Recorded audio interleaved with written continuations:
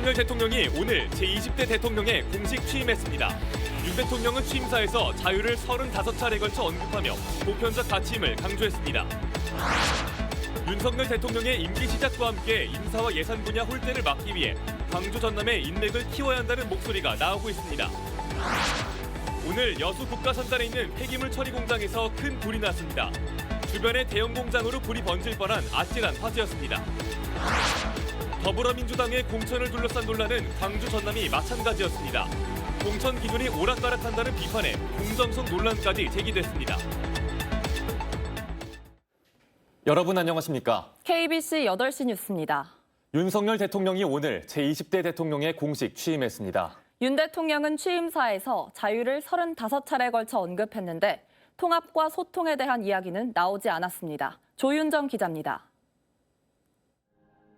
다시 대한민국, 새로운 국민의 나라라는 슬로건 아래 시작된 20대 대통령 취임식. 16분 동안 이어진 취임사에서 윤석열 대통령이 가장 많이 언급한 단어는 자유였습니다. 코로나 팬데믹 등 국내외 위기를 해결하기 위해선 자유가 폭넓게 보장돼야 한다고 강조했습니다. 번영과 풍요, 경제적 성장은 바로 자유의 확대입니다. 자유는 보편적 가치입니다. 각자 보고 싶고 또 듣고 싶은 사실만 선택하는 반지성주의가 민주주의의 위기를 초래했다고도 지적했습니다. 양극화와 사회 갈등 문제에 대해선 과학과 기술을 바탕으로 한 빠른 성장이 해결책이라고 말했습니다. 빠른 성장 과정에서 많은 국민들이 새로운 기회를 찾을 수 있고 사회 이동성을 제거함으로써 양극화와 갈등의 근원을 제거할 수 있습니다. 한편 윤 대통령 내외는 취임식장에 도착한 직후 동서 화합의 의미로 광주와 대구의 어린이로부터 꽃다발을 건네받았습니다. 하지만 이후 이어진 취임사에선 통합과 소통에 대한 직접적인 언급은 없었습니다. KBC 조윤정입니다. 윤석열 대통령의 임기 시작과 함께 광주 전남의 인백 공백 우려도 커지고 있습니다. 새 정부의 첫 조각부터 호남 인사가 거의 참여하지 못했는데 윤 대통령 측에선 호남 지역 현안 사업은 차질 없이 지원할 것이라고 강조했습니다. 이어서 이영길 기자입니다. 윤석열 정부 1기 장관 후보자에 이어 15개 부처 20명의 차관급 내정자 인선에서도 광주 전남 출신은 단 한 명도 포함되지 못했습니다. 인수위 구성에 이어 연이어 광주 전남 출신들이 배제되는 듯한 모습을 보이면서 지역에선 우려도 커지고 있습니다. 계속 인사 발표하고 있는데 전체적으로 보면 확실히 이번 정권은 지역에 대한 배려는 별로 신경을 안 쓰고 있는 건 사실이에요. 윤석열 대통령과 인연이 있는 광주 전남 출신 인사들은 손에 꼽을 정도입니다. 검찰에서 시작해 20년간 인연을 이어온 주기한 광주광역시장 후보가 대표적이고 송기석, 김경진, 박주선, 김동철 전 의원이 지난 대통령 선거에서 윤 대통령의 당선을 도왔습니다. 전남에서는 이정현 전남지사 후보가 대선 기간 물밑에서 도운 인연이 있습니다. 윤 대통령 측에서는 호남의 실질적인 예산과 주력 사업을 적극 지원하겠다고 밝혔습니다. 광주 전남은 홀대가 아닌 인센티브 제공, 우대할 방침이다. 이런 얘기를 분명히 했기 때문에요. 그러한 우려는 사실과 다름을 분명히 말씀드립니다. 앞서 장관 인사 때도 호남 출신 2~3명에게 입각 의사를 물었지만 민주당 정권의 역할을 한 상황이라고 고사했다는 후문도 있습니다.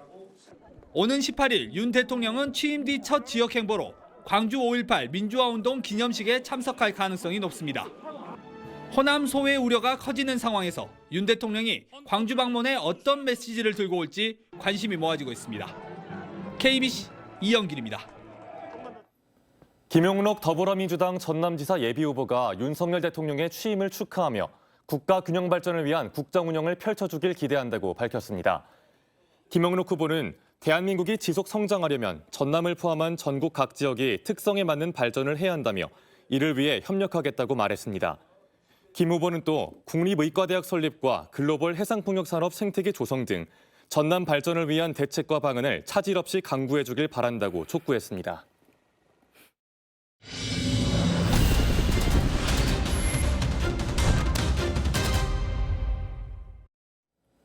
오늘 여수 국가산단에 있는 폐기물 처리 공장에서 큰 불이 났습니다.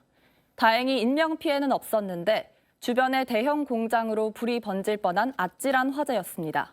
이계혁 기자의 보도입니다. 여수 국가산단이 뿌연 연기로 뒤덮였습니다. 소방관들이 쉴 새 없이 물을 뿌려보지만 좀처럼 불길이 잡히지 않습니다. 오늘 새벽 5시 20분쯤 여수 국가산단에 있는 한 폐기물 처리 공장에서 불이 났습니다. 처음에 봤을 때는 연기가 저 새까맣게 나왔어요. 뭐 터지진 않고요? 모르겠어요. 그거는 모르겠고.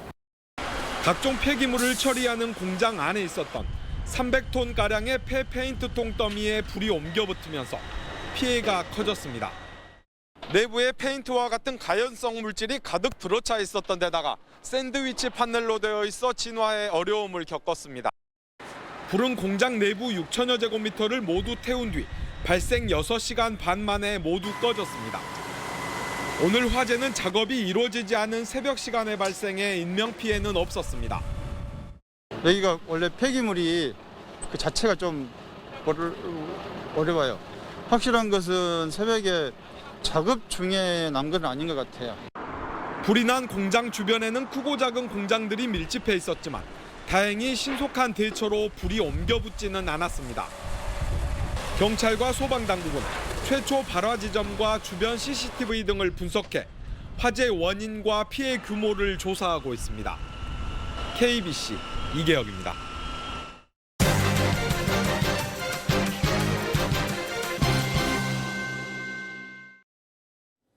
6일 지방선거를 앞두고 민주당 공천 문제를 살펴보는 기획보도. 민주당 공천제도 이대로 안 된다 두 번째 순서입니다. 오늘은 원칙도 기준도 없는 민주당 전남기초단체장 공천을 살펴보겠습니다. 대선 패배 이후 민주당은 뼈를 깎는 쇄신을 약속했지만 전남 곳곳에서 경선 불복, 재심, 재경선이 잇따르면서 반민주당 연대 등 시민적 저항이 거세지고 있습니다. 박승현 기자가 취재했습니다. 이중투표 논란이 불거진 민주당 영암군수 경선은 기존 결과를 무효화하고 재경선을 치르기로 했습니다. 현지 기초단체장으로 유일하게 탈락한 전동평 후보의 재심 요청을 중앙당이 받아들인 겁니다. 민주당 상원 전당원 여론조사 100%로 실시되고 결과는 다음 날 오전에 발표됩니다. 후보 검증 패싱 논란이 일었던 장흥군수 경선 역시 재심 요청이 받아들여져 무효 결정과 함께 모든 후보를 상대로 재경선을 치렀습니다. 컷오프 결과 2인 경선으로 확정됐던 보선거화 수는 탈락자의 항의로 3인으로, 무한은 3인에서 4인 경선으로 변경됐습니다. 민주당 목포시장과 담양군수 경선은 수천 명의 당원 명부 유출 파문으로 경선 방식이 바뀌고 경찰 수사로까지 이어지고 있습니다. 특히 민주당은 목포 경선을 파행으로 몰고 간 후보는 감싼 반면 의혹만 제기된 후보를 서둘러 제명하는 비이성적인 행태를 보이고 있습니다. 사태가 이 지경에 이르자 시민들이 나서 반민주당 연대를 결성하는 등 유권자들의 저항도 거세지고 있습니다. 현재 도내 22개 선거구 가운데 공천 불복이나 반발이 발생한 지역은 9곳. 특히 불공정 경선을 주장하는 후보들의 재심이 잇따르고 결정이 받아들여지는 곳과 기각된 곳이 엇갈리면서 민심은 둘로 쪼개지고 있습니다. 고무줄 잣대 경선룰이 오락가락하면서 탈당 뒤 무소속 출마로 돌아서는 후보들도 잇따르고 있습니다. 실망을 넘어 배신감을 느낍니다.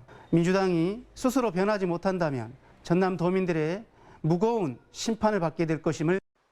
대선 패배를 겸허히 수용하고 뼈를 깎는 심정으로 다시 쇄신에 나서겠다던 민주당.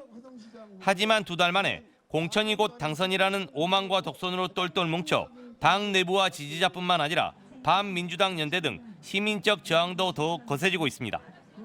KBC 박승현입니다.